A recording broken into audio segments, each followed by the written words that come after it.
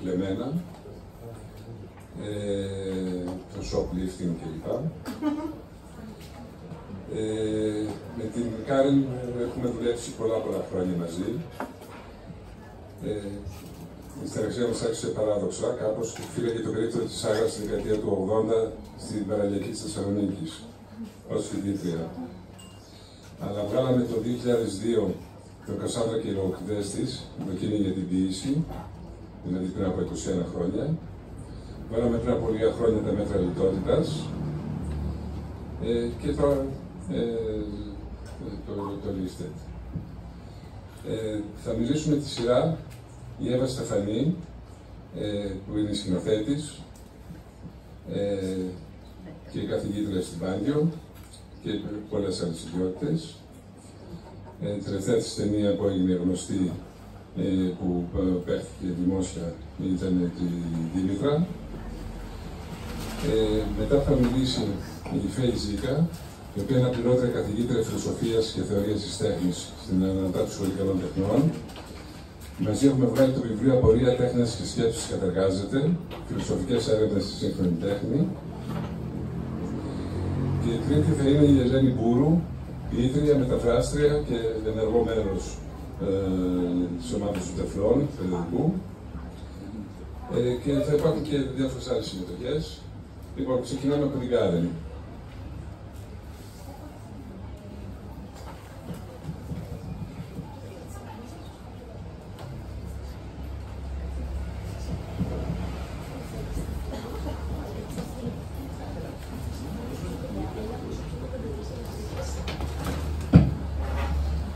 Γεια σας. Καλησπέρα. Ναι, χρειάζεται, ναι. Ευχαριστώ πολύ, Σταύρο. Και πολύ χαίρομαι να είμαστε εδώ, να μιλήσουμε για αυτό το βιβλίο.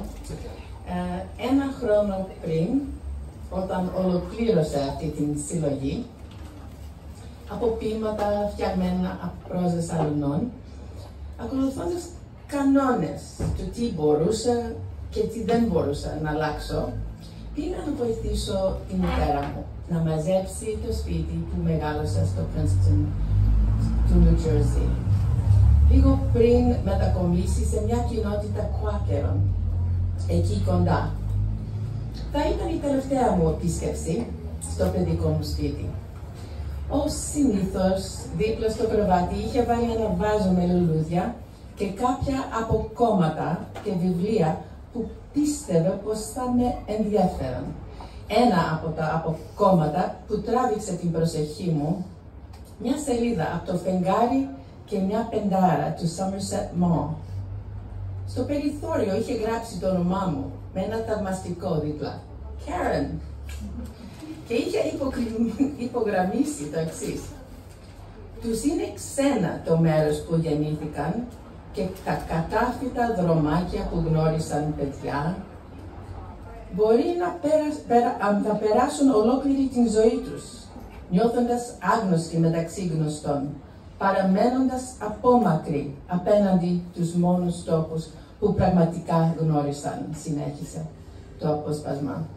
Ξένα, μάλιστα, σκέφτηκα. Πάντα ασθενόμουν εκτός τόπου, εκεί στο Princeton. Αναρωτήθηκα πόσο καιρό πριν το σημείωσα. Αναρωτήθηκα αν αυτό που έβλεπε σε μένα συνδέεται με το πώς εγώ αντιλαμβανόμουν τον εαυτό μου στα 16, όταν έφυγα από το Princeton και πήγα στην Ελλάδα. Ακόμα και το όνομά μου, το Karen, αισθανόμουν πως δεν μου τέριαζε. Μου είχα δοθεί, όπως μου είπαν οι γονείς μου, γιατί το όνομα Catherine που θέλανε αρχικά, το είχε πάρει η ξαδέρφη μου. Μόνο όταν ήρθα στην Ελλάδα κατάφερα να το ξαναπάρω πίσω. Όταν η ποιήτρια Κατερίνα Άγγελα Κυρόκ, η δασκάλα μου, με συμπεριέλαβε στην γιορτή της στην Κάλυμνο το 1977. Κάρεν, από την Κατερίνα δεν βγαίνει, με ρώτησε. Τελικά κατάλαβα ότι ήθελα να με βάλει μέσα στην γιορτή για να κεράσω κι εγώ όλους. Αλλά πολύ αργά το κατάλαβα. Πριν πέσω για ύπνο, ξεκίνησα να κάνω κάτι που κάνω χρόνια τώρα, κάθε φορά που βρίσκω μέσα σε ένα μυθιστόρημα ή σε κάποιο κριτικό κείμενο που διαβάζω, ένα απόσπασμα που με εκφράζει. Ξεκίνησα να το σπάω σε στίχους και στροφές. Ακολούθησα τους κανόνες που έχω θέσει και τα διαβάσετε στην αρχή του βιβλίου. Καμιά πρόσθεση ή αφαίρεση λέξεων, μόνο στίξεις. Διάλεξε τίτλο και το μετέτρεψε σε ένα ποίημα. Επιτέλους εδώ. Έχω την εντύπωση πως κάποιοι άνθρωποι γεννιούνται μακριά από εκεί που θα έπρεπε. Βρίσκονται κάθε τύχη σε συγκεκριμένα περιβάλλοντα, αλλά πάντοτε λακταρούν ένα τόπο που δεν γνωρίζουν. Τους είναι ξένα το μέρος που γεννήθηκαν και τα κατάφυτα δρομάκια που γνώρισαν παιδιά, οι πολυσύχναστοι δρόμοι που άλλοτε έπαιζαν, δεν είναι πια παρά ένα μέρος από το οποίο διέρχονται περιστασιακά. Μπορεί να περάσουν ολόκληρη την ζωή τους, νιώθοντας άγνωστοι μεταξύ γνωστών, απόμακροι απέναντι τους στους μόνους τόπους που πραγματικά γνώρισαν. Ίσως η αίσθηση αυτή του ανίκιου στέλνει τους ανθρώπους να αναζητήσουν παντού γύρω κάτι μόνιμο, με το οποίο να μπορούν να συνδεθούν. Ίσως κάποιος βαθιά οριζωμένος αταβισμός σπρώχνει τους περιπλανόμενους πίσω σε τόπους που οι πρόγονοί τους εγκατέλειψαν στις θολές επαρχές της ιστορίας. Μερικές φορές ανακαλύπτουμε ένα μέρος όπου μυστηριωδώς αισθανόμαστε πως ανήκουμε. Είναι το σπίτι που αναζητούσαμε και πάμε και στεριώνουμε σε τόπους που δεν έχουμε ξαναδεί, ανάμεσα σε ανθρώπους που δεν γνωρίζουμε, σαν να τους ξέρουμε από όταν γεννηθήκαμε. Εδώ επιτέλους θα αναπαυθούμε. Πρόσθεσε από κάτω το όνομα του συγγραφέα και τον τίτλο του βιβλίου στο κάτω μέρος της σελίδας, όπως κάνουμε όλα τα αλανών ποίηματά μου. Θέλω το αναγνωστικό κοινό να γνωρίζει πως πρόκειται για έναν από κοινού εγχείρημα, μια δευτερογενή πρακτική, σύμφωνα με την ορολογία του Roland Barthes, όπως η κριτική, η μετάφραση, η επιμέλεια μιας έκθεσης, σε αντιπαραβολή με πρωτογενείς πρακτικές, όπως η δημιουργική γραφή. Πήρα το απόσπασμα και του έδωσε νέα ζωή. Δεν το έφτιαξα εκ του μηδενός. Δεν πίστευα πως αυτό το νέο ποίημα ανήκε στην συλλογή που είχα μόλις τελειώσει. Ήταν περισσότερο ένας είδος σχόλιο πάνω στην όλη προσπάθειά μου, την κινούμενη άμμο της δημιουργίας μιας ιστορίας από αυτά που ο Chang Rei Lee αποκαλεί στο πρώτο ποίημα της συλλογής αξιολύπητα ψηφία και ψηφίδες που αναπόφευκτα φαντάζουν εκτός πλαισίου. Το απόσπασμα αυτό και πιο συγκεκριμένα η υποσημείωση της μητέρας μου δίπλα του επισφράγγισε το όνομα της πρωταγωνίστριας της συλλογής. Όνομα το οποίο συναντάται και στο απόσπασμα της Elizabeth Bowen από το σπίτι στο Παρίσι, στο τελευταίο ποίημα «Μοναξιά». Αυτό που είχε σημασία ήταν πως αυτή η Karen δεν ήταν μόνο της μητέρας μου, της Bowen ή δικιά μου, αλλά ένα υποκείμενο του οποίου την θέση μπορούσε να πάρει οποιοδήποτε άτομο διάβαζε την συλλογή, όπως ο Hamlet της Sarah Schulman. Σε ένα άλλο από τα ποίηματα, το Lady Hamlet, ο οποίος θα μπορούσε να είναι οποιοδήποτε άτομο, άντρας ή γυναίκα. Το νέο κλεμμένο ποίημα ανήκε φυσικά πρωτίστως στη μητέρα μου. Εκείνη το διάβασε και διέκρινε σε αυτό που μπορεί να αποτελεί εξήγηση του γιατί η μεγαλύτερη κόρη της έμοιαζε συχνά τόσο ξένη. Εκείνη το φωτοτύπησα και το άφησε δίπλα στο κρεβάτι. Αν είχε ένα σημειωματάριο όπου έγραφε διάφορα ρητά και φράσεις, το οποίο έβρισκε ενδιαφέροντα, μάλλον θα το είχα βάλει εκεί. Αλλά τώρα το έκανα δικό μου. Το μετέτρεψε σε ένα δεύτερο επίλογο, ας πούμε, της συλλογής που γιορτάζουμε απόψε. Μια εξήγηση αν προτιμάτε, του γιατί δημοσιεύω τα ποίηματά μου πρώτα στα ελληνικά. Οι λέξεις του ΜΟΜ με βοήθησαν να αντιμετωπίσω την έντονη σχέση με την Ελλάδα που έχω από μικρή ηλικία. Μέχρι εκείνη την τελευταία επίσκεψη στο σπίτι που μεγάλωσε το Princeton, δεν είχα ποτέ σκεφτεί πόσο περίεργο ήταν το γεγονός πως υιοθέτησα μια άλλη κουλτούρα και γλώσσα σε άτομα όπως η μητέρα μου ή οι αδελφές μου, που ήταν περισσότερο συνδεδεμένες με τον τόπο που γεννήθηκαν.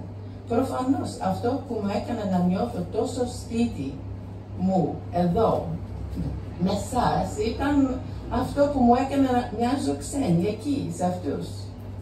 Και τι συνέβαινε λοιπόν στους τρεις γιους μου που ζούσαν μεταξύ διαφορετικών κόσμων. Μια χρονιά εδώ, μια χρονιά εκεί, ή στον σύντροφό μου, ο οποίος μεγάλωσε σε μια Ιταλο-Αμερικάνικη οικογένεια μεταναστών και πλέον ως καθηγητής ανήκε σε μια άλλη τάξη.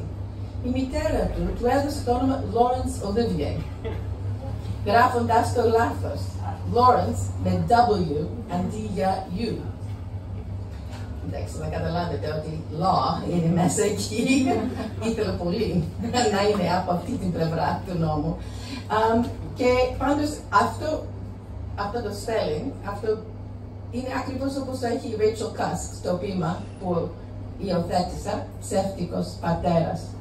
Τι είναι με τα λόγια ξανά του ΜΟΜ η αίσθηση αυτή του ανίκιο που στέλνει τους ανθρώπους παντού γύρω, που τους μετακινεί από το ένα μέρος στο άλλο, από τη μια γλώσσα στην άλλη, από τη μια κοινωνική τάξη στην άλλη, από τη μια πλευρά του νόμου στην άλλη. Η επίσκεψή μου στο Μουσείο Κυκλαδικής Τέχνης πρόσφατα μου υπενθύμισε πως αυτού του είδους τα ταξίδια μπορεί επίσης να είναι ταξίδια στον χρόνο. Κάτι που είναι ξένο στους ανθρώπους μιας ιστορικής περίοδο μπορεί να είναι οικείο στους ανθρώπους μιας άλλης. Και το αντίστροφο. Και το πότε και πού γεννηθήκαμε συγκεκριμένα και το αν ταιριάζουμε σε αυτό έχει κάτι να κάνει με την πράξη της αναπαράστασης κάθε αυτή. Διαφορετικές κουλτούρες αντιλαμβάνονται διαφορετικά την ευχέρηση και είναι σημαντικό να βρεις αυτή που σου πάει, ακόμα και αν δεν είναι δικιά σου εκ γεννητής. Το απόσπασμα από το βιβλίο του ΜΟΜ είναι απελευθερωτικό γιατί υποστηρίζει πως δεν είμαστε παγιδευμένες. Είναι δυνατό να ανακαλύψουμε μια μορφή έκφρασης εντός μιας άλλης κουλτούρας, όπως εγώ.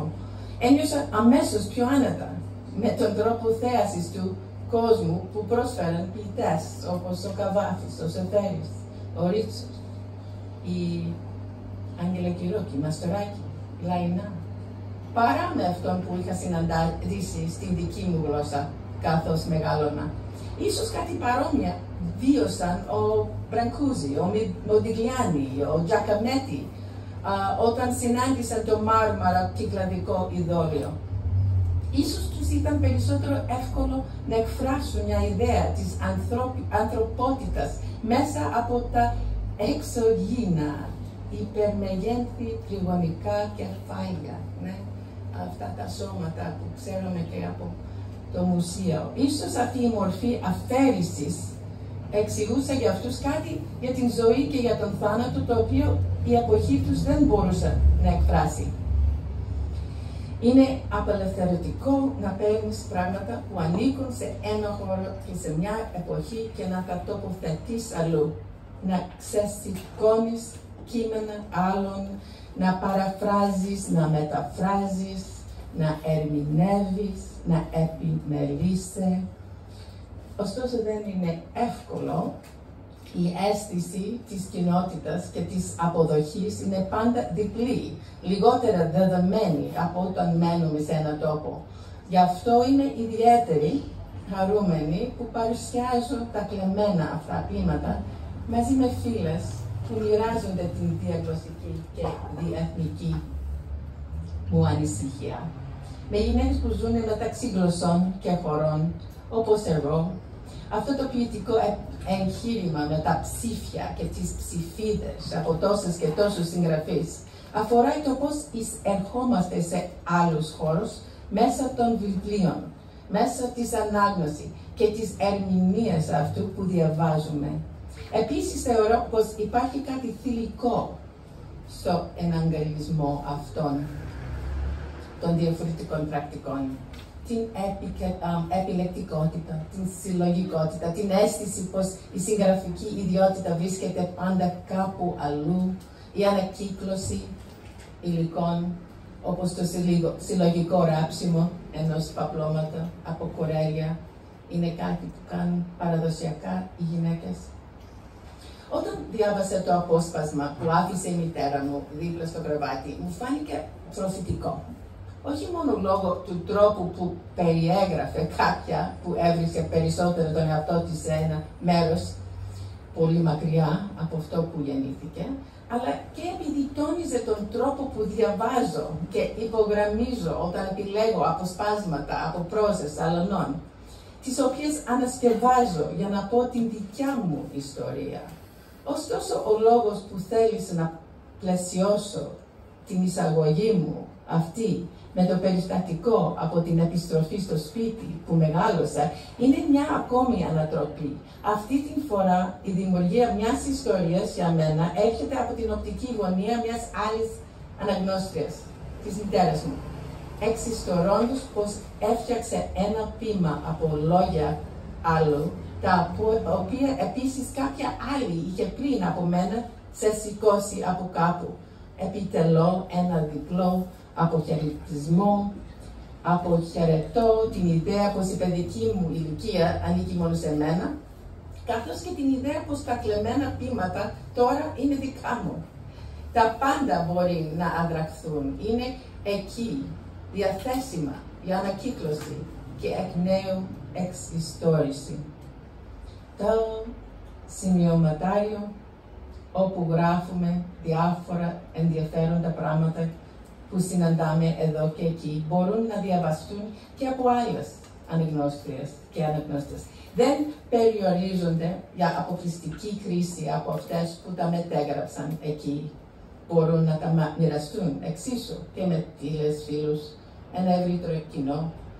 Έτσι λοιπόν τα παραδίδω τώρα σε εσάς, για να τα μεταχειριστείτε όπως επιθυμείτε. Να το διαβάσετε ως την ιστορία της ζωής ενός κοριτσιού που γίνεται γυναίκα και μεταφράστρια και συγγραφέας, ως εμπάνθισμα αγαπημένων βιβλίων από τον Reiser και τον Κόφκα, ως την Ethel Adnan, ή ως πρόσκληση να φτιάξετε τα δικά σας ποίηματα από λόγια αλωνών.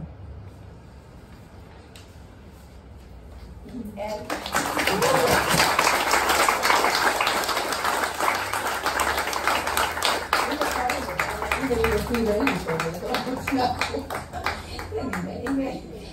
δεν ξέρω, έτσι την άκουσα. Η Εύα Στεφανή τώρα θα μας πει πρώτη για το βιβλίο από την πλευρά μιας σκηνοθέτης, όπως έλεγα, η σκηνοθέτης, ποιήτρες, ναι, που χρόνια σκιαγραφεί ιστορίες αλωνών. Στην συνέχεια η Φεζίκα θα μιλήσει ως καλή φίλη και φιλόσοφος για το τι σημαίνει να πάρεις κάτι από κάπου και να το χρησιμοποιήσεις αλλού. Και μετά η Ελένη Βούρο θα μιλήσει σχετικά με τη μετάφραση του βιβλίου, που τώρα είναι μια πολύ μεγάλη πράξη για μας. Περάσαμε πολύ ωραία. Εφόσον είμαστε και οι δύο μεταφραστές, το κομμάτι αυτό συναστάει περισσότερο έναν διάλογο μεταξύ μας. Και στο τέλος εμείς και κάποιοι φίλοι εδώ γύρω θα διαβάσουμε μερικά για να ακούσετε κάποια από τα ποίηματα και τις μεταφράσεις που έχουμε αναφέρει. Σας προσκαλούμε να συμμετάσχετε κι εσείς με τις ερωτήσεις σας και στην συζήτηση. Κλείνοντας, θα ήθελα να ευχαριστήσω τον Σταύρο Κατσόπολο, χωρίς τον οποίο τίποτα από όλα αυτά δεν θα ήταν εφικτό.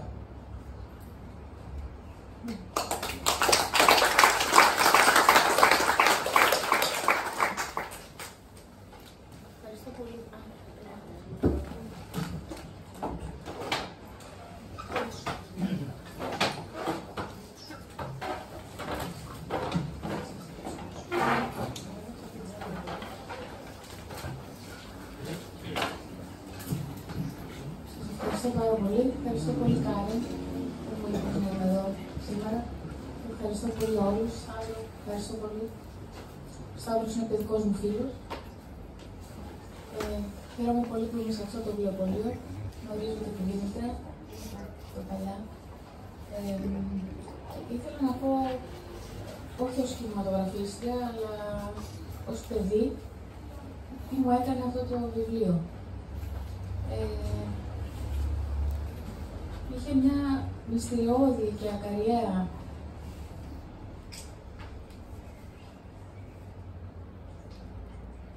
δύναμη πάνω από αυτό το βιβλίο και νομίζω ότι κυρίως ανακάλεσε αισθήσεις πολλές από την παιδική μου ηλικία. Κυρίως αυτό που μου προκάλεσε είναι αυτό το ανάμεσα που έχουμε όταν είμαστε παιδιά. Δηλαδή το δυσυπόστατο μεταξύ πραγματικότητας και μη πραγματικότητας. Για παράδειγμα, όταν παίζουμε, το τραπέζι είναι τραπέζι που τρώμε, αλλά το τραπέζι είναι και φρούριο και είναι και κάστρο, είναι και πλοίο. Αυτό το παίζαμε συνέχεια με τα αδέρφια μου, αλλά μετά είναι και τραπέζι. Είναι αυτομάτως δύο πράγματα. Και η διαδικασία αυτή να μεταμορφώνεται από τη μία στιγμή στην άλλη είναι απολύτως φυσική. Το κρεβάτι επίσης. Είναι διαστημόπλιο, είναι ποτάμι, είναι η πλάτη του μπαμπά, είναι χωάνι και είναι και κρεβάτι, όπου χωνόμαστε και οι τρεις μαζί. Αυτή η διάσταση του πραγματικού μη πραγματικού, ή μάλλον πραγματικού και άλλου πραγματικού, χάνεται καθώς μεγαλώνουμε. Και αυτό γίνεται με την αφαίρεση πραγμάτων από την υπόλοιπη πραγματικότητα. Και αυτό είναι που μου άρεσε πάρα πολύ με αυτά τα rules, με αυτούς τους κανόνες. Ότι παίζουμε ξαφνικά. Και σκεφτόμουν τι ωραία που θα ήταν να είχαμε κανόνες και να παίζαμε κάθε μέρα. Παίζουμε λοιπόν ότι η διδότου δεν είναι η διδότου και είναι πανεπιστημίου. Και παίζουμε ότι αφαιρούμε το μεγάλο περίπατο. Παίζουμε ότι ο Σταύρος δεν είναι ο Σταύρος. Είναι η Κάρεν. Κάνουμε διάφορους κανόνες, αλλά σουρεαλιστών, οι οποίοι μπορούν να είναι το οτιδήποτε. Δηλαδή ότι έχουμε χάσει αυτή τη σοβαρότητα του παίζει, homo ludens. Και το βρήκα πάρα πολύ απελευθερωτικό και συγκινητικό, γιατί ακριβώς με έφερε πάλι σε αυτή την κατάσταση, όπου όχι μόνο στοχάζομαι σαν παιδί, αλλά είμαι παιδί και έχω ακριβώς τις παιδικές αισθήσεις. Θυμήθηκα με τον αδελφό μου τον Λεωνίδα, που ξαπλώναμε στο πάτωμα και ψάχναμε τα διάφορα ζεστά κομμάτια του πατώματος. Και εκεί προφανώς ήταν οι σωλήνες καλωριφέρου, τους οποίους εμείς δεν το καταλαβαίναμε αυτό ότι ήταν, αλλά μας φαινόταν μαγικό αυτό το πράγμα, ότι εδώ είναι κάποια ζεστά, όπως λέγαμε, τα ζεστά. Αυτά τα ζεστά ήταν, για μας ήταν αποκάλυψη. Αυτές οι αποκαλύψεις, αυτή η αίσθηση του μαγικού, δεν υπάρχει πια παρά μόνο όταν ερωτεύεται. Κανείς που πότε ερωτεύεται και αρχίζει τα νύχτα. Δηλαδή, αυτό η αφαίρεση, το ότι παίρνεις το μολύβι και ζεις, το οποίο το κάναμε κι αυτό. Είχαμε, θυμάμαι, γεωγραφία, η οποία δεν μας άρεσε, οπότε τι κάναμε. Επειδή δεν μας άρεσε η γεωγραφία, είχαμε τα μολύβια τότε, τα ξύλινα όπως τα λέγαμε, και σβήναμε. Ό,τι δεν μας άρεσε, κάτι δεν καταλαβαίναμε, απλώς το σβήναμε. Και δημιουργούσαμε ένα κατάληπτο κείμενο, αλλά το οποίο μας άρεσε πάρα πολύ. Και λέγαμε, τα οποία τώρα δεν τα λέγαμε λαμπουρνέζικα, τα λέγαμε αμπουρνέζικα. Και τα διαβάζαμε τα αμπουρνέζικα και οι τρεις στο δωμάτιο, και διαβάζαμε τα αμπουρνέζικα, τα οποία είχαμε κάνει λέξεις, οι οποίες αυτές οι συνάψεις ήταν αυτό που θέλαμε. Ήταν η δική μας γλώσσα. Και δεν ξέρω, όλα αυτά, αυτή η γοητευτική, αυτές οι γοητευτικές συνάψεις, οι οποίες είναι και σκληρές. Δεν είναι μόνο, δεν αναφέρω την παιδική ηλικία ως κάτι το όμορφο και γαλακτερό, αλλά και σκληρό. Δηλαδή είναι όπως η χώρα του ποτέ στο Peter Pan, που είναι και ευχάριστη, αλλά είναι και πολύ σκληρή, γιατί δεν έχει επιστροφή. Μου προκάλεσε μια έτσι πολύ ισχυρή δόνηση και το βρήκα πραγματικά επαναστατικό αυτό το βιβλίο. Και νομίζω ότι ο τρόπος που το παρουσίασες αναφέρθηκες πολύ στον τρόπο που το έκανες, αλλά για μένα που είναι πολύ ενδιαφέρον, αλλά είναι και πολύ πέρα από αυτό που έκανες. Γιατί σε επίπεδο συναισθήματος, πάθους και ρήξης είναι πάρα πολύ σημαντικό. Και αυτό που μου προκάλεσε είναι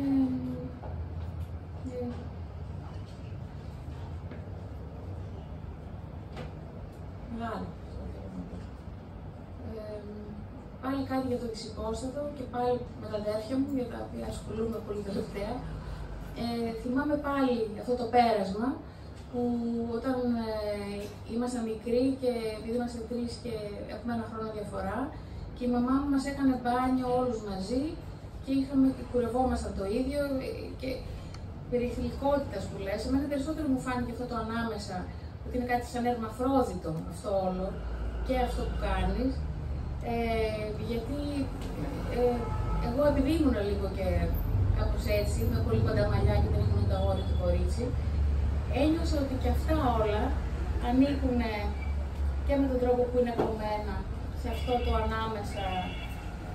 Και όταν μας κάνανε μπάνιο, κάποια στιγμή πήγε ο παπάς μου μέσα και είπε «Στόπ αυτό, τα παιδιά είναι 10, 11, 12 χρονών, είναι αγόρια, κορίτσι». Οπότε ήταν πια ότι δεν είναι πια αυτό το ανάμεσα. Ναι. Και αυτό έχει τη χάρη του ανάμεσα. Το βρίσκω πάρα πολύ ευγενές και μυθικό και δύσκολο να κρατήσει αυτή τη χάρη. Έβγε Κάρεν. Δύσκολο.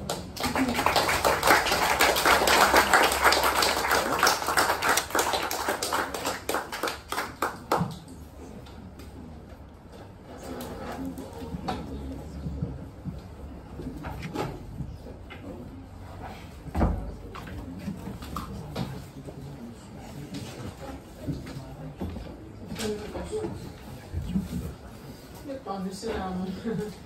Λέγομαι Φέη Ζήκα, όπως υπόθηκε πριν. Χαίρομαι που είστε όλοι μαζί μας και που έχουμε την ευκαιρία να παρουσιάσουμε αυτή την ποιητική συλλογή της Κάρα. Γνώρισα την Κάρεν Βαν Ντάικ όταν ήμασταν στο πανεπιστήμιο. Εκείνη σπούδαζε στο Westland στην Αμερική και εγώ στην Οξφόρδη. Είχε έρθει να παρακολουθήσει ένα θερινό τμήμα ελληνικής γλώσσας στο Ινστιτούτο Μελετών Χερσονήσου του Έμου στη Θεσσαλονίκη. Φαντάζεστε πόσα χρόνια πριν είναι αυτό. Δεν θέλω να τα αναφέρω ακριβώς. Εκεί λοιπόν γνώρισε τον συμφοιτητή και φίλο Ματ Μαζάουερ και όταν τέλειωσε το μάθημα, συμφοιτητή δικό μου στην Οξφόρδη, κατηφόρησαν να μείνουν για λίγες μέρες μαζί μου στην Αίγυπτο. Από τότε ζούμε τη δίγλωση φιλία μας. Αποτέλεσμα της δίγλωσης ζωής της Κάρεν είναι και η συλλογή που παρουσιάζεται απόψε. Ανωνώ, Λεφτίτσα. Μεγάλο μέρος αυτής της ζωής ήταν και είναι αφιερωμένο στη μετάφραση. Από τη μία γλώσσα στην άλλη, από τον έναν πολιτισμό στον άλλο. Όταν τη γνώρισα, μετέφραζε ποίηματα του Γιάννη Ρίτσου μαζί με τον Έντμοντ Σκύλι, που έτυχε να είναι γείτονάς του στο Princeton, όπου μεγάλωσε, όπως μας είπε πριν. Αυτού του είδους η μετακίνηση από τη μία γλώσσα στην άλλη μπορεί να συνδεθεί και με ένα άλλο είδος μετακίνησης, από την πρόζα στην ποίηση. Η ποίηση είναι το πεδίο μέσα στο οποίο εργάζεται και ανθίζει η Κάρεν Βαν Ντάικ. Παρότι έχει μεταφράσει και πεζογραφία, παρότι γράφει περίπλοκα κείμενα θεωρητικά για τη λογοτεχνία και τη μετάφραση, η ποίηση είναι το κατεξοχήν πεδίο της, το φόρτε της που θα λέγαμε. Η διδακτορική διατριβή της, οι Κασάνδρες και η Κασάνδρα και οι λογοκρίτες, πολλές Κασάνδρες, επίσης στις εκδόσεις Άγρα, καταπιάνεται με 3 Ελληνίδες ποιήτριες που αναφέρθηκαν, την Τζέννη Μαστοράκη, τη Μαρία Λαϊνά και τη Ρέα Γαλανάκη, με το πρώιμο ποιητικό της έργο, όχι την πεζογράφο που γνωρίσαμε αργότερα, τον οποίο μετέφρασε και τις συλλογές τις οποίες είχε στηριχθεί η διατριβή. Έχει ανθολογήσει ποίηση για τον τόμο της Norton, The Greek Poets, Homeward to the Present, οι Έλληνες ποιητές από τον Όμηρο στο παρόν, και έχει επιμεληθεί την ανθολογία σύγχρονης ελληνικής ποίησης, στην Penguin και στην Άγρα, Austerity Measures, μέτρα λιτότητας. Στην Έγινα, όπου ερχόταν κάθε χρόνο, έγινε φίλη με την Κατερίνα Αγγελάκη Ρουκ, της οποίας μετέφρασε το έργο στον τόμο The Scattered Papers of Penelope, τα σκόρπια χαρτιά της Πινελόπης. Όταν λοιπόν μου είπε μια μέρα ότι παίρνει κομμάτια σε πεζό λόγο και τα αναδομεί ως ποίηματα, δεν μου φάνηκε διόλου παράξενο. Τι είναι εκείνο που μπορεί να κληροδοτήσει παρόμοια μετακίνηση? Να μετατρέψει τον πεζό σε ποιητικό λόγο. Τολμώ να προτείνω μια ακόμη μετακίνηση, την μεταφορά 2 στίχων του Βυζινού, περισσότερο γνωστού ως πεζογράφου, από το ποίημα «Το φάσμα μου», ως εμβληματικό της λειτουργίας της ποίησης. Μετεβλήθη εντός μου και ο ρυθμός του κόσμου. Όταν η Κάρεν Βαν Ντάικ παίρνει ένα πεζό κείμενο και το μετατρέπει σε ποίημα, έχει κάνει αυτή τη μεταβολή. Έχει ενσωματώσει εντός της τον ρυθμό του, τον ρυθμό του κόσμου, και μας τον προσφέρει σε αυτή την ποιητική συλλογή. Δηλαδή, τον μοιράζεται μαζί μας. Εκτός από τον ρυθμό του κάθε ποίηματος, η συλλογή διέπεται και από έναν άλλο ρυθμό, εκείνον της ζωής της Κάρεν. Όπως γράφει η ίδια στο εκτός συλλογής επίμετρο, τα ποίηματα αυτά συγκροτούν μια αφήγηση ενηλικίωσης μέσα σε ένα μείγμα γλωσσών, πολιτισμών και θρησκειών. Το βιβλίο αυτό, επομένως, λειτουργεί σαν μια αυτοβιογραφία. Η Βαν Ντάικ σταχυολογεί από κείμενα, θεωρητικά, λογοτεχνικά, ιστορικά, δημοσιογραφικά, αποσπάσματα που της μιλάνε για τη δική της ζωή, και τα βάζει σε μια σειρά που αντανακλά στιγμές της δικής της πορείας. Εάν, όπως θα δούμε παρακάτω, μπορούσε να είχε κρατήσει την αρχική πεζή τους μορφή, γιατί δεν το έκανε? Γιατί επέλεξε την ποιητική μορφή? Γιατί προσδίδει στον πεζό λόγο τη βούληση να μετατραπεί σε ποιητικό? Όπως γράφει, πάρτε στους κανόνες, πάρτε ένα κομμάτι πρόζας που θέλει να γίνει ποίημα. Η άποψή μου είναι ότι πρόκειται για ένα μνημονικό αλγόριθμο. Τι θέλω να πω με αυτό? Υπάρχουν πολύ διαφορετικοί τρόποι να συγκρατήσει κανείς σημαντικά πράγματα. Λόγω χάρη, στο ερώτημα γιατί οι 10 εντολές είναι 10, μία από τις πιο πιστικές απαντήσεις είναι ότι μπορούν να μετρηθούν στα δάχτυλα των 2 χεριών, και έτσι να παραμένουν εύκολα ζωντανές στη μνήμη μας. Ίσως δεν είναι τυχαίο ότι η σημερινή εκδήλωση γίνεται στο βιβλιοπωλείο Κομπρέ, εμβληματικό τόπο καταγωγής του Μαρσέλ Προύστ, ο οποίος εφήβρε τον δικό του, πολύ πιο μακροσκελή, τρόπο ανάκρισης του χαμένου χρόνου. Εκείνο όμως που θεωρώ ότι έχει τη μεγαλύτερη επιτυχία είναι η ποίηση, το τραγούδι, το εντός μου σε συνδυασμό με τον ρυθμό του κόσμου. Με αυτή τη συλλογή, η Κάρεν Βαν Ντάικ έχει βρει έναν τρόπο να αναδείξει σημαντικές στιγμές της ζωής της και να τις συνδέσει με έναν ρυθμό και σε έναν ιστό που θα την βοηθήσει να τις θυμάται. Μοιραζόμενοι αυτές τις στιγμές μαζί μας κάνει κοινωνούς της δικής της ζωής, αλλά και της ζωής εν γέννη. Τώρα έχουμε πλέξει εδώ το κείμενο. Θα το βρούμε. Πώς εξηγείται ή δικαιώνεται το φαινόμενο της οικειοποίησης των κειμένων των άλλων? Ας πω εδώ 2 λόγια για τον μεταμοντερνισμό που αναπτύχθηκε μέσα σε άκρες ανάμεσα στις δεκαετίες του 60 και του 80, εν μέρει τουλάχιστον ως αντίδραση στις αυστηρές δομές του μοντερνισμού. Ο τελευταίος, ο μοντερνισμός δηλαδή, χαρακτηρίζεται από την αιμονή στην καθαρότητα της μορφής και των μορφών, την πρωτοτυπία και την πρωτοπορία, την τέχνη για την τέχνη, την απομάκρυνση από λαϊκές μορφές τέχνης, την ανάδειξη του καλλιτέχνη ποιητίως ιδιάζοντος και ιδιαίτερο υποκειμένου. Η αντίδραση, προφανώς, πρέσβευε διαμετρικά αντίθετης θέσης, όπως η μη καθαρότητα των μορφών και των νοημάτων, η άρνηση της πρωτοτυπίας με βάση την νομιμοποίηση της οικειοποίησης, σε αυτό που είχα αναφερθεί πριν, και της αντιγραφής, η απόρριψη της διάκρισης υψηλής και λαϊκής τέχνης, η υποβάθμιση της μοναδικότητας του καλλιτεχνικού υποκειμένου, όπως είναι γνωστό από το κείμενο του Ρολόν Μπάρτια, όπου το ξέρει ο θάνατος του συγγραφέα. Για να μην συνεχίσω με μια λίστα διαφορών, αλλά και κάποιων συγκλήσεων, και εφόσον μου δόθηκε η σκητάλη από μια σκηνοθέτρια, την Εύα, συνοψίζω με ένα παράδειγμα του σκηνοθέτη Jim Jarmusch. Τίποτα δεν είναι πρωτότυπο, γράφει ο Jarmusch. Κλέψτε οτιδήποτε πάλετε από έμπνευση ή πυροδοτεί τη φαντασία σας. Καταβροχθήστε παλιές ταινίες, νέες ταινίες, μουσική, βιβλία, πίνακες, φωτογραφίες, ποίηματα, όνειρα, τυχαίες συνομιλίες, αρχιτεκτονική, γέφυρες, σήματα δρόμου, δέντρα, σύννεφα, υδάτινους όγκους, φως και σκιές. Επιλέξτε να κλέψετε μόνο ό,τι μιλάει απευθείας στην ψυχή σας. Εάν το κάνετε αυτό, το έργο σας και η κλοπή σας θα είναι αυθεντικό. Η αυθεντικότητα είναι ανεκτήμητη. Η πρωτοτυπία είναι ανύπαρκτη. Και μην προσπαθήσετε να κρύψετε την κλοπή σας. Αντίθετα, να τη γιορτάσετε. Σε κάθε περίπτωση, να θυμάστε πάντα τα λόγια του Jean-Luc Godard. Σημασία δεν έχει από πού πήρες κάτι, αλλά πού θα το πας. Ο Jarmusch μιλάει για κλοπή και ιδιοποίηση. Δεν ισχύει όμως αυτό στην περίπτωση της Karen Van Dyck, εφόσον με αφοσιωμένη επιστημονική επιμέλεια και ειλικρίνεια αποδίδει τα του Κέσαρου στο Κέσαρο. Δηλαδή παντού υπάρχει αναφορά από πού έχει πάρθει το κείμενο. Εδώ δεν πρόκειται λοιπόν περί κλοπής, αλλά περί αναγνώρισης των πηγών που έχουν έρθει να συστήσουν ένα ποτάμι, μια αφήγηση που είναι η ζωή της ίδιας της Karen. Μιλώντας για στιγμές, θέλω να πω δύο λόγια για το δικό μου ποίημα, που θα ακουστεί αργότερα. Staying Alive.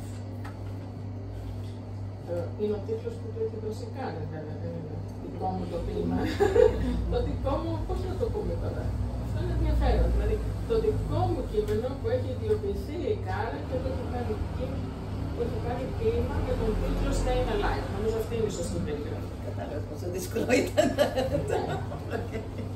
Λοιπόν, έγραψα αυτό το κείμενο που θα διαβάσουμε, γιατί υπάρχει μια σειρά ανάγνωσης αργότερα. Κολοδία. Έγραψα αυτό το κείμενο αρχικά στα ελληνικά για τον κατάλογο ενός ερευνητικού καλλιτεχνικού project με τίτλο Moment Grec, ελληνική στιγμή, που διοργάνωσε η École des Beaux-Arts του Παρισιού. Σε σχέση με αυτό που είχε. Έγινε την εποχή που είχε ξεκινήσει η κρίση και ενδιαφέρθηκε το Ζάρ να κάνει ένα project που αφορούσε την κρίση στην Ελλάδα. Μας ζητήθηκε, σε όσους ήμασταν συντελεστές, να γράψουμε ένα κείμενο για τον κατάλογο του έργου. Όπως θα φανεί στο ποίημα που θα ακούσουμε αργότερα, είχα μεγάλη αμηχανία όσον αφορά το πώς αποτυπώνεται μια στιγμή, το Moment Grec, η ελληνική στιγμή, με έναν τρόπο που την παγιώνει στον χρόνο και την καθιστά πλέον έμβλημα, πρότυπο, γενίκευση, δηλαδή μια στιγμή που έχει πια χάσει τον στιγμιαίο και ρευστό χαρακτήρα της. Όπως έγραψε ο Νίτσε στο Λυκόφος των Ιδόλων, και είναι μια κριτική προς τους φιλοσόφους τους οποίους ανήκω και εγώ, όσα πιάνουν στα χέρια τους για αιώνες τώρα οι φιλόσοφοι μετατρέπονται σε ενοιολογικές μούμιες. Τίποτα πραγματικό δεν έχει ξεφύγει από τα χέρια του ζωντανό. Δηλαδή, όταν προσπαθείς τη στιγμή να τη μετατρέψεις σε κάτι αιώνιο, μια έννοια κλπ, θέλεις να τη μετατρέψεις σε μούμια. Οπότε θα δούμε αυτό που εκφράζει το ποίημα όταν φτάσουμε σε εκείνη τη στιγμή. Δεν θα μιλήσω εδώ για το πρόβλημα αυτό, επειδή θα φανεί στην ανάγνωση του ποίηματος λίγο αργότερα. Εκείνο που θέλω να αναδείξω, επειδή η παρούσα συλλογή είναι ταυτόχρονα και ένα μεταφραστικό έργο, είναι τα πολλαπλά επίπεδα ή τερτύπια, ας πούμε, της μετάφρασης. Καταρχάς να πω ότι όταν μου ζητήθηκε να γράψω αυτό το κείμενο, δούλευα με ορισμένες νέες Ελληνίδες καλλιτέχνηδες στο πλαίσιο του μεταπτυχιακού οικοστικών τεχνών της Τρικαλών Τεχνών. Επίσης, ότι είχα γράψει ένα από τα καταστατικά κείμενα του μεταπτυχιακού αυτού, στο οποίο αναφερόμουν στο πόσο δύσκολο είναι να οριστεί η έννοια της τέχνης, επειδή ακριβώς είναι ρευστή και συνεχώς μεταβαλλόμενη. Βάζοντας τα δύο αυτά στοιχεία μαζί, κατέληξα στο κείμενο 4 παραδείγματα. Που είναι ο τίτλος του δικού μου κειμένου, από το οποίο παίρνω το κείμενο. Που εξάλλου στηρίζεται στις φιλοσοφικές απόψεις του Wittgenstein, συγκεκριμένα την άποψή του ότι η ασθένεια της φιλοσοφίας είναι η τάση της διακαινήτησης. Πώς μπορεί κανείς να αποφύγει αυτή την ασθένεια, δηλαδή να αποφύγει να μετατρέψει το γίγνεσθε και την ενδεχομενικότητα σε γενικότητα και μούμια, όπως είπε ο Νίτσο. Ο ίδιος ο Wittgenstein προτείνει μια θεραπεία η οποία στηρίζεται στην όσο το δυνατόν πλουσιότερη χρήση παραδειγμάτων. Εξού και το κείμενο, 4 παραδείγματα, μιλάει για το έργο 4 καλλιτέχνηδων και τον τρόπο που αντιμετωπίζουν την ελληνική στιγμή και δεν προσπαθεί να ορίσει, να παγιώσει την ίδια την ελληνική στιγμή. Αρχικά, έγραψα το κείμενο στα ελληνικά. Και επειδή ήταν ασαφές το αν θα υπάρξει μετάφραση στα αγγλικά ή όχι, ξεκίνησα να το μεταφράζω εγώ ίδια. Μετά από λίγο ενημερωθήκαμε ότι ο εκδοτικός οίκος ανέλαβε τη μετάφραση των κειμένων στα αγγλικά και στα γαλλικά. Ουφ, σκέφτηκα. Από τη μια ήταν ανακούφιση, από την άλλη απογοήτευση του χαμένου χρόνου που είχα ήδη ξεκινήσει μια μετάφραση. Δέχτηκα την εκδοχή του μεταφραστή της μεταφράστριας, παρότι δεν ήταν όμοια με τη δική μου, με πολύ λίγες διορθώσεις ή αλλαγές. Άρα, το απόσπασμα που οικειοποιείται η Κάρεν προέρχεται από την αγγλική μετάφραση που έχει κάνει κάποιος άλλος, ενός δικού μου κειμένου, γραμμένο αρχικά στα ελληνικά και το οποίο μεταφράζεται εδώ πίσω στα ελληνικά από την Ελένη Μπούρη. Διαπιστώνουμε λοιπόν ένα περίπλοκο δικτυωτό υπαλλήψεις των διαφόρων επιπέδων μετάφρασης, μεταφοράς, μετακίνησης του ίδιου κειμένου, ανάμεσα σε γλώσσες, ανάμεσα σε είδη, προσπαθώντας να κρατήσουμε ζωντανή την ενέργεια της μετατόπισης αυτής. Κλείνω με λίγα λόγια για την εικόνα του εξώφυλλου. Που από ό,τι γνωρίζω οφείλεται σε συνεργασία της συγγραφέως με τον εκδότη. Παραθέτω μερικές σκέψεις. 2 αυτοκίνητα, παλαιότερα μοντέλα. Άρα φαίνεται να οριοθετούν μια σχέση με το παρελθόν. Η σημειολογία του πράσινου και του γαλάζιου προτιμώ να μην μπω σε αυτή τη συζήτηση, γιατί επειδή ασχολούμαι με το χρώμα, θα έπαιρνε πολλές ώρες. Εκείνο που τραβάει την προσοχή μας είναι η φιγούρα στο πρώτο πλάνο. Μια σκυφτή νεαρή γυναίκα, μάλλον ένα κορίτσι, με περίεργη, άβολη, αλλά και δυναμική, μπορούμε να πούμε, στάση. Από τα μαλλιά θα μπορούσε να είναι και αγόρι, αλλά φοράει γυναικείο παπούτσι με λουράκι. Μα τι κάνει? Ψάχνει κάτι που έχει χάσει. Κατουράει. Ξερνάει. Γεννάει. Δηλαδή πραγματικά η στάση είναι πολύ έντονη. Δεν ξέρω αν το έχετε μπροστά σας ή το έχετε δει. Όταν το δείτε θα καταλάβετε τι είναι. Έχει πέσει και προσπαθεί να σηκωθεί. Ακόμη και σαν Άτλαντας. Μήπως το λεπτοκαμωμένο σώμα καταβάλει μια υπεράνθρωπη προσπάθεια να σπρώξει ή να σηκώσει το αυτοκίνητο? Μήπως αυτό που ψάχνει κοίταται ακριβώς πίσω της? Ένα καρτί ή ένα ματί? Μάλλον πρέπει να είναι κάτι σημαντικό για να το ψάχνει. Μάλλον στηρίζεται για να μην πέσει. Για να σηκωθεί η ίδια. Μετά την αρχική αμηχανία, στον θεατή δημιουργείται και η αίσθηση να τίνει χέρι βοήθειας για να καταφέρει να σηκωθεί το κορίτσι. Η εικόνα ζητάει τη συμβολή μας. Δηλαδή, lifted. Σηκώθηκε.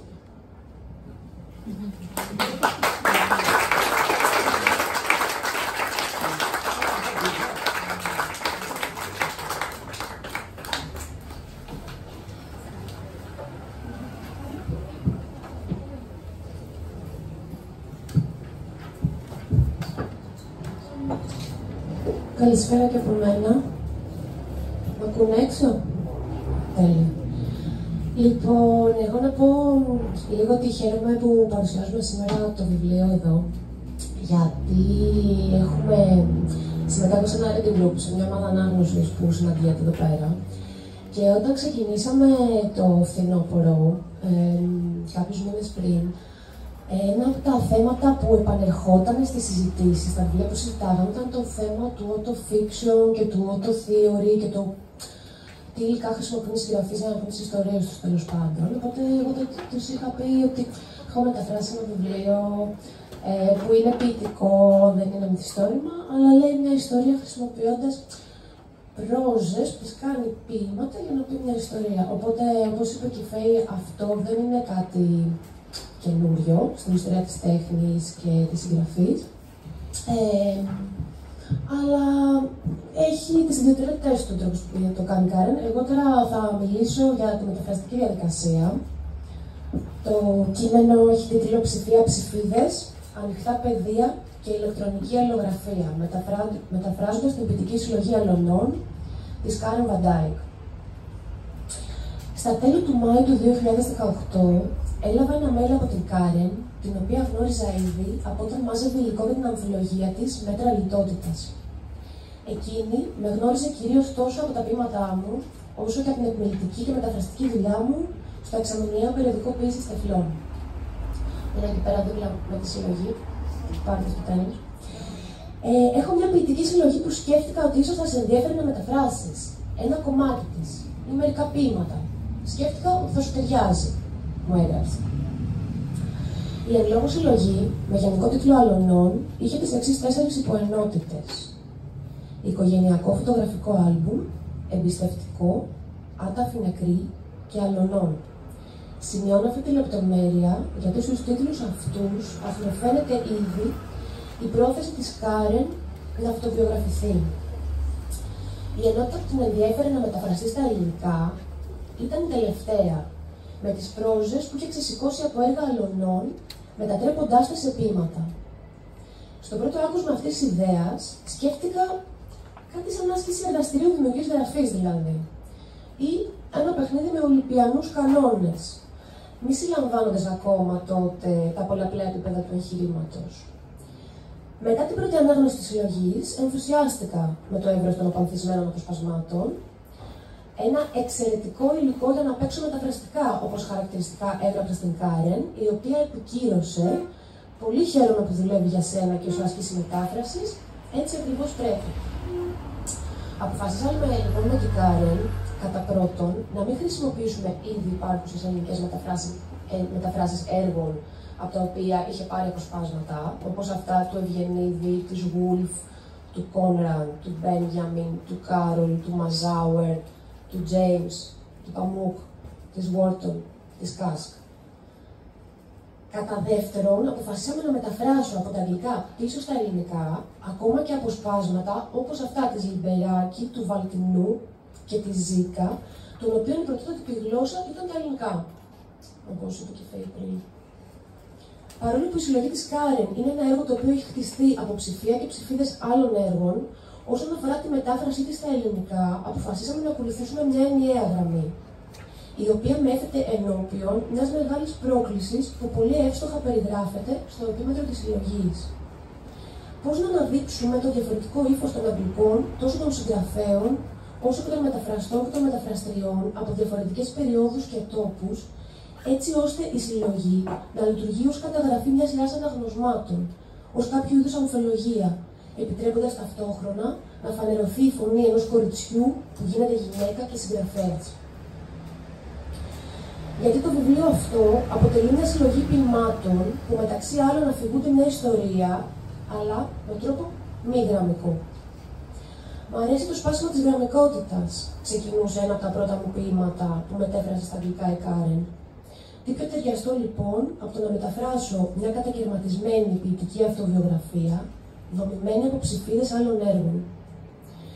Καθώς η Κάρεν αφαιρούσε και πρόσθετε αποσπάσματα, καθώς άλλαζε τη σειρά τους, καθώς συζητούσαμε πάνω στο έργο, μου φανερωνόταν όλο και πιο ξεκάθαρα τι επιχειρούσε να αρχιτεκτονήσει.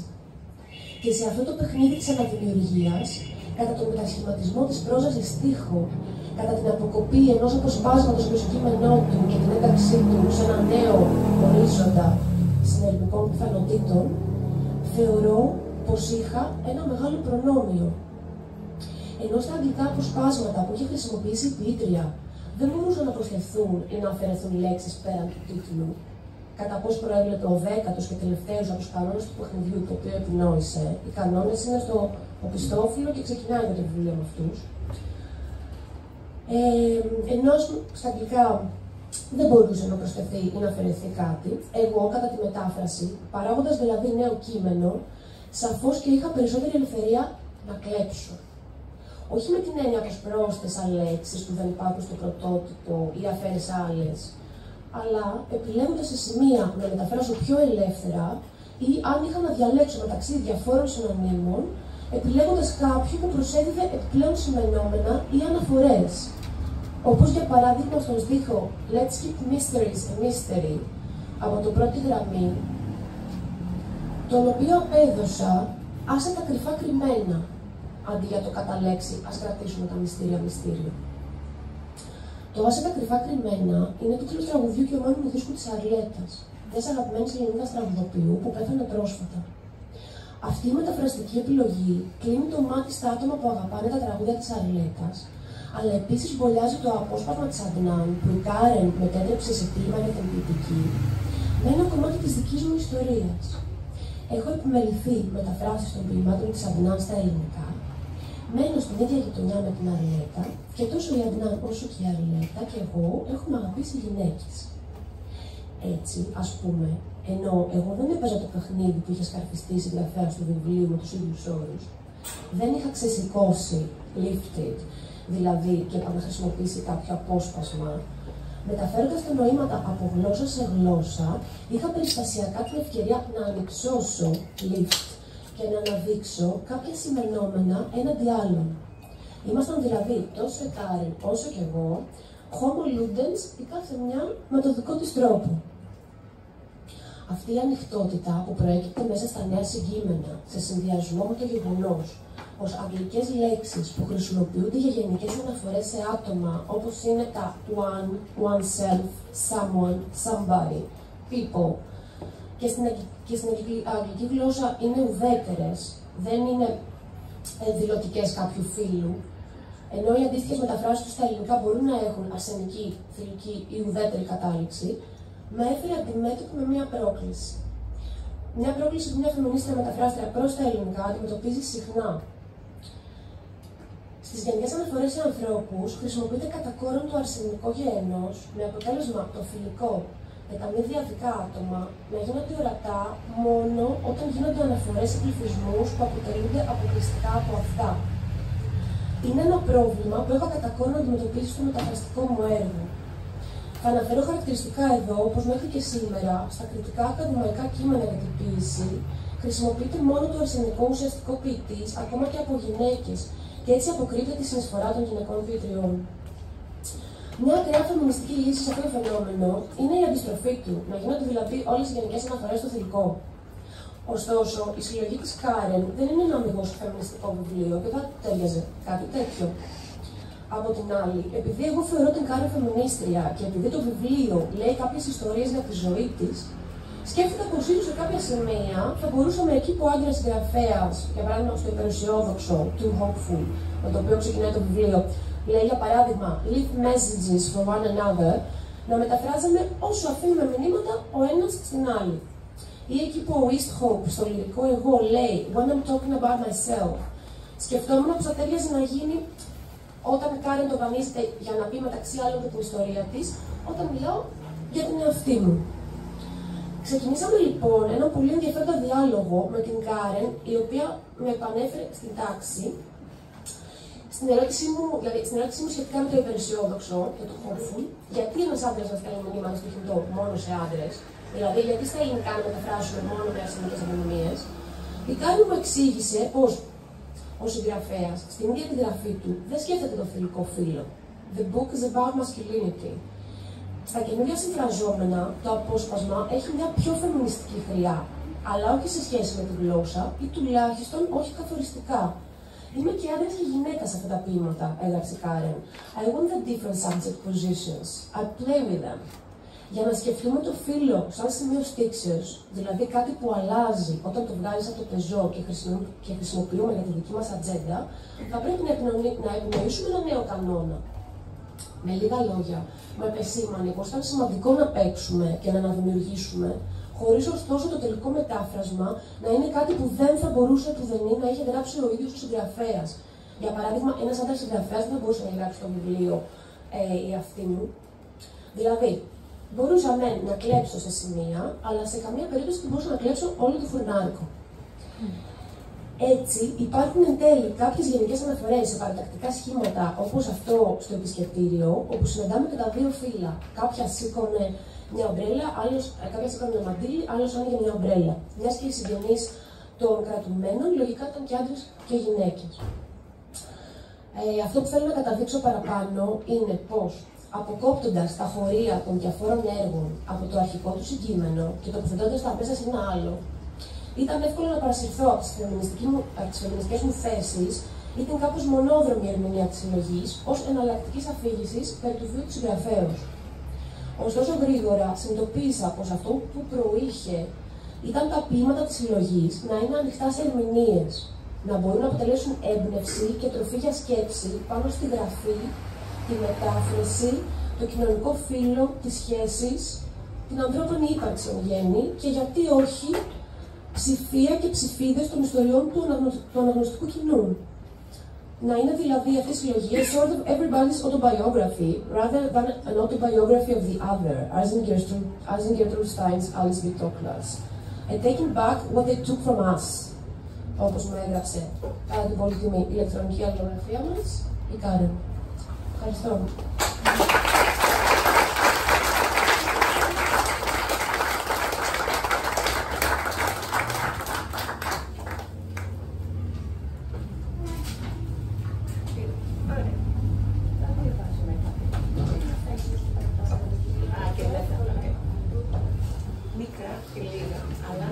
Ξεκινήσουμε με κάτι που έγραψα στην αρχή, πριν πούμε τα ποίηματα και μετά διάφοροι θα πούνε, θα διαβάσουν ένα-δύο κομμάτια και στα ελληνικά και στα αγγλικά, αυτά. This is a story about me, written by other people. It is a story lifted from other people's prose and turned into poems. The lines and stanzas, as well as the order of the poems, connect otherwise unrelated material. The passages are resonant in their original context, but in this new one, broken up and rearranged, they make other interpretations possible.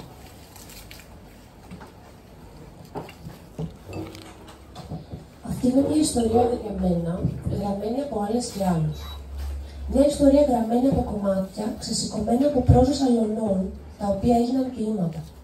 Οι στίχοι, οι στροφές και η σειρά των ποίηματων συνδέουν το κατά τα άλλα ασύνδετο υλικό. Τα αποσπάσματα, τα οποία φέρουν μια αλφα βαρύτητα εντός των πρωτότυπων έργων, γεννούν νέες δυνατότητες συνειρμών και συνδέσεων εντός αυτού του νέου πλαισίου. Too hopeful. Είναι το ποίημα που από ένα μυθιστόρημα του Τσέγκρελι που έχουμε ήδη αναφέρει.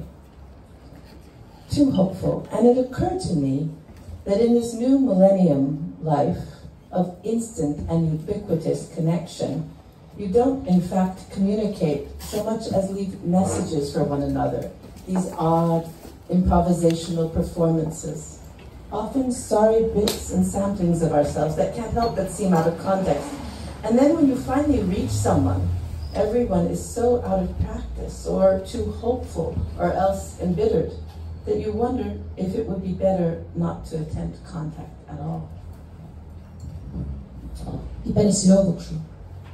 Σκέφτηκα λοιπόν πως σε αυτή την νέα αιτία της άμεσης και πανταχού παρούσας σύνδεσης δεν επικοινωνούμε στα αλήθεια τόσο, όσο αφήνουμε μηνύματα ο ένας τον άλλον. Περίεργες αυτοσχέδιες performance, συχνά αξιολύπητα ψηφία και ψηφίδες σε αυτόν, που αναπόφευκτα φαντάζουν εκτός πλαισίου. Και έπειτα, όταν τελικά βρίσκεις κάποιον, όλοι είναι τόσο προετοίμαστοι, τόσο αισιόδοξοι ή πικραμένοι, που αναρωτιέσαι αν θα ήταν καλύτερα να μην είχες καν επιχειρήσει να επικοινωνήσεις.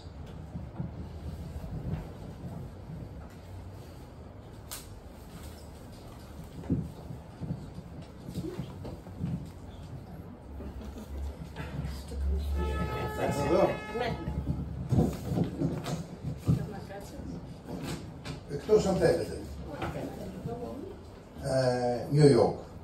In reply to her mother's inquiry as to whether she could not possibly live and work at home, she tried to explain that she must continue to live in a free and normal atmosphere, such as she felt certain she could never have at home.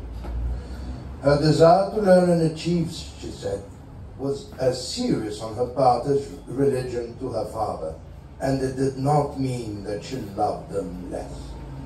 Είναι από το μυθιστόρημα του Theodore Dreiser, The Bulwark Ρωμαγώνας, που αναφέρεται στους κουακέρους, στους Quakers της Ανατολικής Πενσιλβανίας και της Φιλαδέλφειας, από όπου είναι η μητέρα της Κάρεν, που είναι από Quaker. Στην αμερικάνικη παρουσίαση διάβαζε αυτό το ποίημα η μαμά της Κάρεν. Πάμε στο επόμενο. Να διαβάσω και το αγγλικό και το ελληνικό, γιατί με μπέρδεψε ο Λεωνίδας τώρα.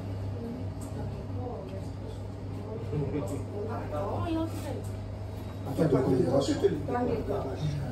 Και το ελληνικό και το ελληνικό. Okay, the Greek alphabet. She fixated on the Greek alphabet and revived it in her thoughts, as if she herself might re-embody this dead language and bring it back to life.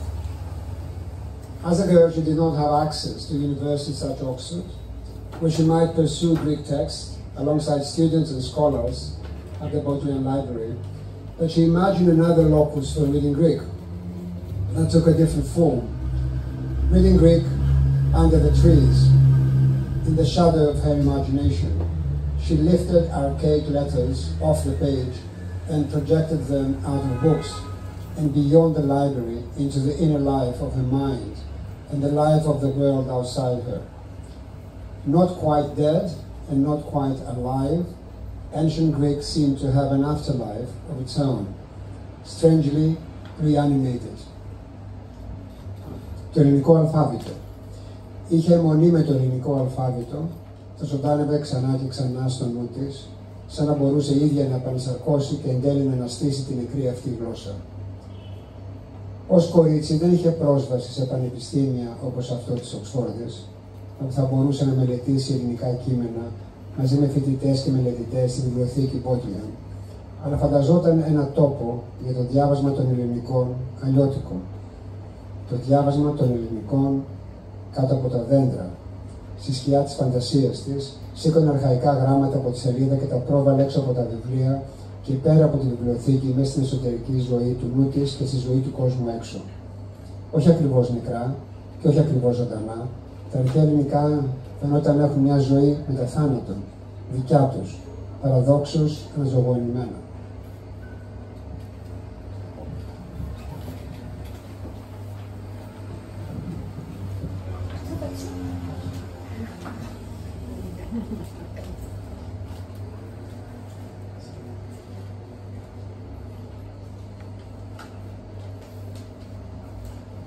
Λοιπόν, εγώ θα σας διαβάσω το ποίημα «Είπε αυτός», «Είπε αυτή», το οποίο είναι εξισυκωμένο από ένα βιβλίο του Lewis Carroll.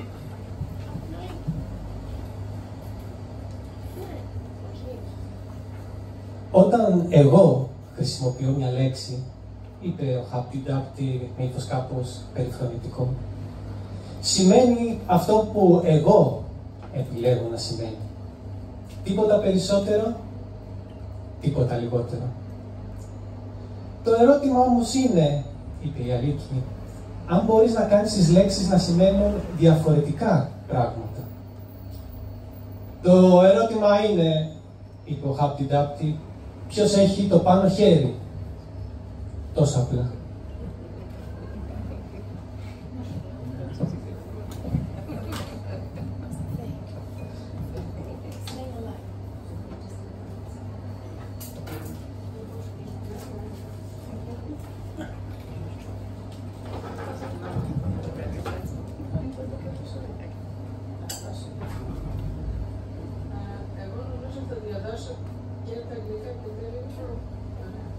Staying alive.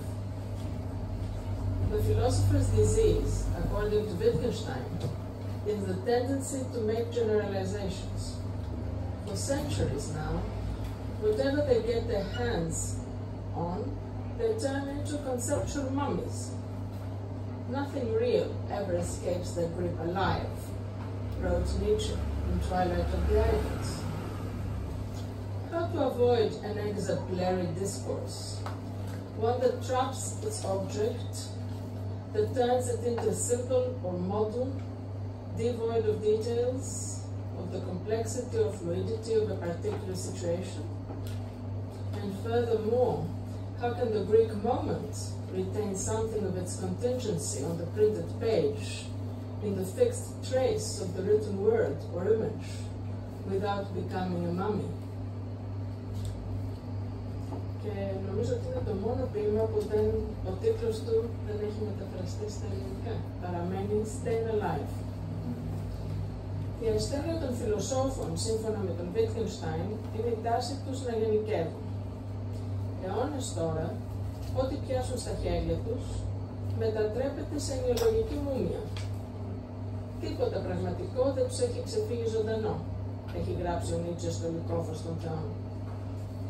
Πώς μπορούμε να αποφύγουμε έναν παραδειγματικό λόγο, έναν λόγο που παγιδεύει το αντικείμενό του, μετατρέποντάς το σε σύμβολο ή υπόδειγμα κενό λεπτομεριών, στερούμενο της πολυπλοκότητας και της ρευστότητας μιας κατάστασης, και επιπλέον πώς μπορεί πάνω στην τυπωμένη σελίδα, πάνω στο καθορισμένο ίχνος της γραφής ή της εικόνας, η ελληνική στιγμή να διατηρήσει μια στάλα προκαθόριστου, χωρίς να μετατραπεί σε μούμια.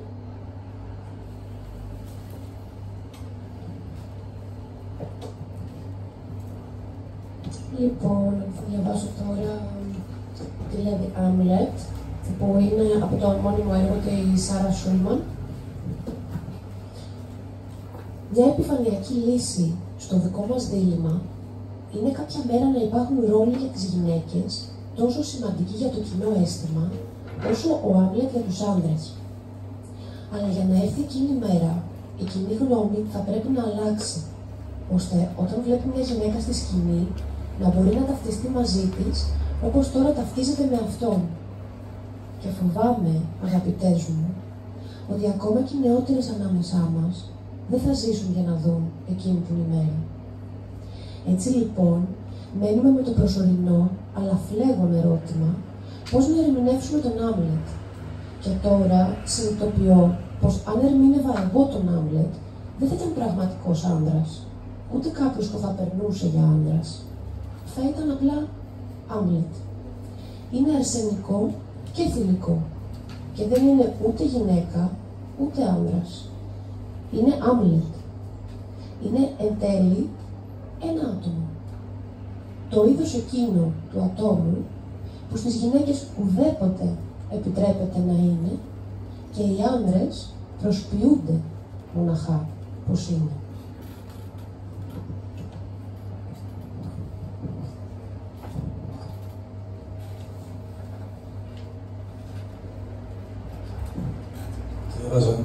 In English. First line. A thought happens to the mind, and it becomes a line of poetry. Why this, and not other thoughts, we'll never know. Let's keep mysteries a mystery. But that line has a particular rhythm, an original one, and an energy an enormous one that pushes us ahead. We usually don't know where we're going. That's why we keep going. That first line is similar to the currents of air that birds find and follow. They sail on that particular current. They follow its course, they trust it and go. So this is how you find yourself engaged in a new adventure, a spiritual journey, a search, if you want, where what you search is not already there, but established as you go along.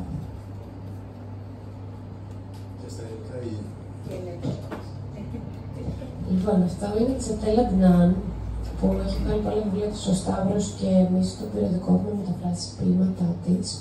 Αυτό το συγκεκριμένο απόσπασμα είναι από το poets.org, που κάτι που έγραψε εκεί. Πρώτη γραμμή. Μια σκέψη έρχεται στο μυαλό και γίνεται στίχος ποίησης.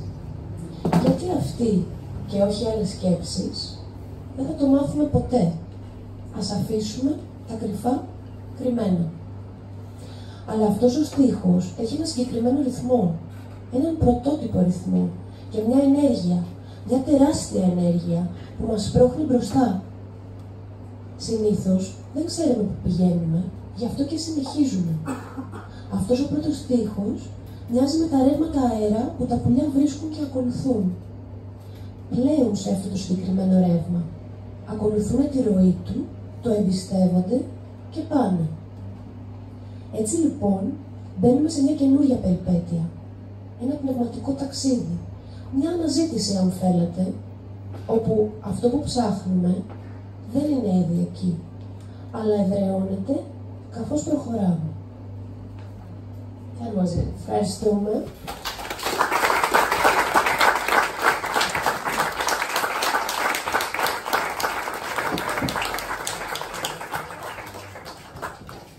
Ξέρουμε αν υπάρχουν ερωτήσεις.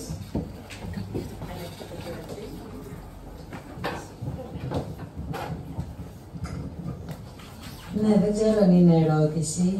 Ξεκίνησε σαν ερώτηση, αλλά μάλλον θα κάνω κάποια παρατήρηση. Η ερώτηση μου η αρχική ήταν ότι επαναδομώντας αποσπάσματα πεζογραφίας σε ποίηση, μήπως τελικά τι συμπέρασμα μπορούμε να βγάλουμε, ότι όλα είναι ποίηση ή τίποτα δεν είναι ποίηση. Προσπαθούσα να δω αυτό, αλλά τελικά δεν σου ρωτάω αυτό, γιατί νομίζω ότι εκτός από αυτό που τοποθέτησε πολύ ωραία η Εύα, ότι είναι κάτι στο ανάμεσα, εγώ βρήκα τελικά ότι μπορούμε από άλλη οπτική γωνία να δούμε μια συγχρονία αντιθέτων, το συγχρόνος, εκτός από το ανάμεσα. Δηλαδή, έχουμε συγχρόνως πεζό και ποίηση. Έχουμε το παλιό και το νέο. Έχουμε μετάφραση και πρωτότυπη δουλειά. Έχουμε αντιγραφή με έναν τρόπο και δημιουργικότητα, δημιουργία, καινούρια δημιουργία. Έχουμε το εγώ και τον άλλον, γιατί έχεις κάνει κάποιες επιλογές με εκλεκτική συγγένεια, φαντάζομαι, του συγγραφείς που διάλεξες, οπότε είναι το οικείο και το ανίκιο. Οπότε έχουμε αυτό το καταπληκτικό, ότι μπορούμε να δούμε τα αντίθετα, το καθένα μπορεί να είναι και το αντίθετό του ανάλογα με την οπτική γωνία που το κοιτάμε. Και βρίσκω ότι αυτό είναι το μεγάλο σύν, η προστιθέμενη αξία αυτής της ιδέας και της εκτέλεσης του βιβλίου. Αυτό.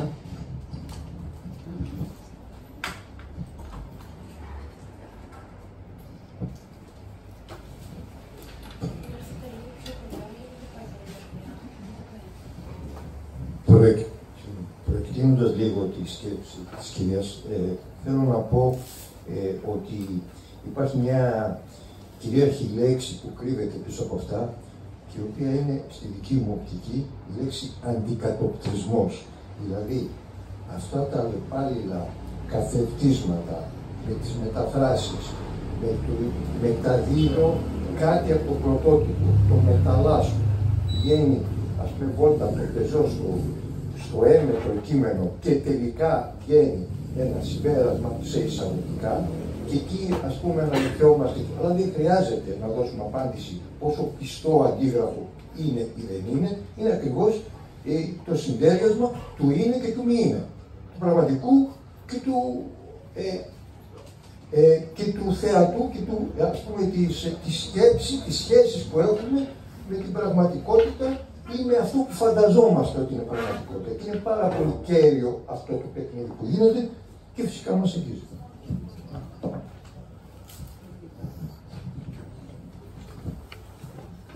Ευχαριστώ πολύ για αυτό που έλεγες για το παιχνίδι, ναι, που νομίζω είναι αυτό που όλο κάπως μας ενώνει με το σύγχρονο.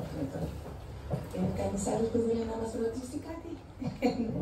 Ναι, εγώ ήθελα να ρωτήσω την Κάριν πώς, επειδή αυτά ήταν πρόζα και μετά τα έκανε ποίηματα, πώς αποφάσιζες πού θα κόψεις το κάθε στίχο, δηλαδή πού σταματάει ο στίχος?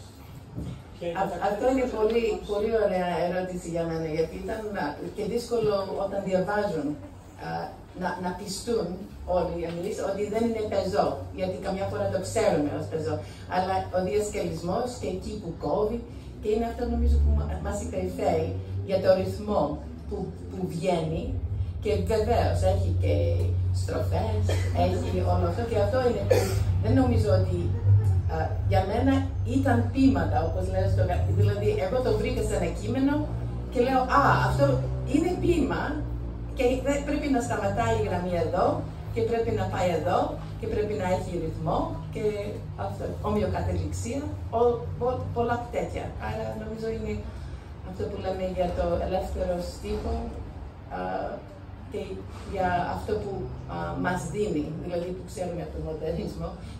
Έχει και ένα διάλογο εδώ μέσα ανάμεσα τον Ezra Pound και την Virginia Woolf, και ο Ezra Pound δεν νομίζει ότι μπορείς να κάνεις πεζό σε ποίηση, και η Virginia Woolf βέβαια νομίζει ότι μπορείς.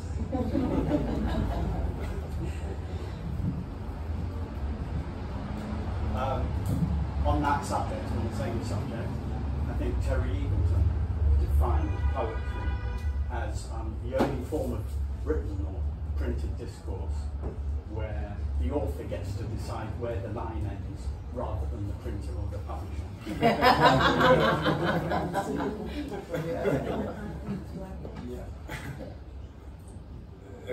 Έχω μια τελευταία ερώτηση, επειδή τέθηκε το θέμα από τη φέγγια της φωτογραφίας του εξώφυλλου και επειδή φαντάζομαι την διάλεξες εσύ, έχει κάποιο νόημα ειδικό για σένα προσωπικά τη φωτογραφία ή όχι? Η φωτογραφία την έχει από το πρώτο γράφο που μου έστειλε, δηλαδή την ήθελε. Και αν δεν θες να απαντήσεις, δεν είναι θέμα, όμως έχει κάποιο ενδιαφέρον. Όχι, νομίζω ότι αυτό που υπερφέρει είναι ακριβώς, είναι και αυτό το αντίθετο, αλλά σηκώνει κάτι, δηλαδή θέλει να μας δείξει κάτι ή κρύβει κάτι. Είναι όλα αυτά τα πράγματα, ναι. Αλλά είναι μια φωτογραφία και είναι από την Helen Levitt που πολύ την αγαπάω, που είναι μια που έκανε φωτογραφίες για παιδιά στους δρόμους στην Νέα Υόρκη και είναι και χαρικό ότι μας άφησε ο εκδότης να το πάρουμε. Ότι είχαμε άδεια που δεν ήταν εύκολο γιατί είχε πεθάνει κάποιος και όλα. Άρα, ευχαριστώ. Επίσης είναι ένα πρόσωπο στη Ζάτα, για το πρόσωπο της φωτογράφου. Συνέχεια καινούργια πράγματα ακόμα.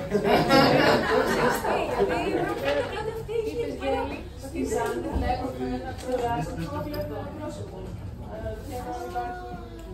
Ναι! Δεν το είχα δει. Ευχαριστώ. Τουαλέτα επάνω. Ναι. Πρέπει να πεις ότι είναι συσκευή ιδέα για να... Άλλαξες κάτι πάρα στη φωτογραφία, στην εικόνα. Έκανες καμία παρέμβαση. Αυτό είναι για τον Σταύρο. Τίποτα. Και δεν μπορείς. Δηλαδή ούτε με τα βήματα. Είναι όλο...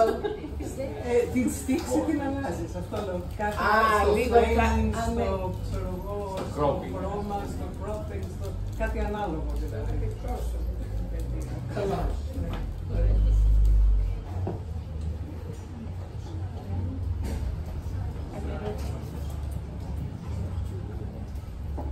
Ευχαριστούμε πολύ. Ευχαριστώ όλους. Εμείς.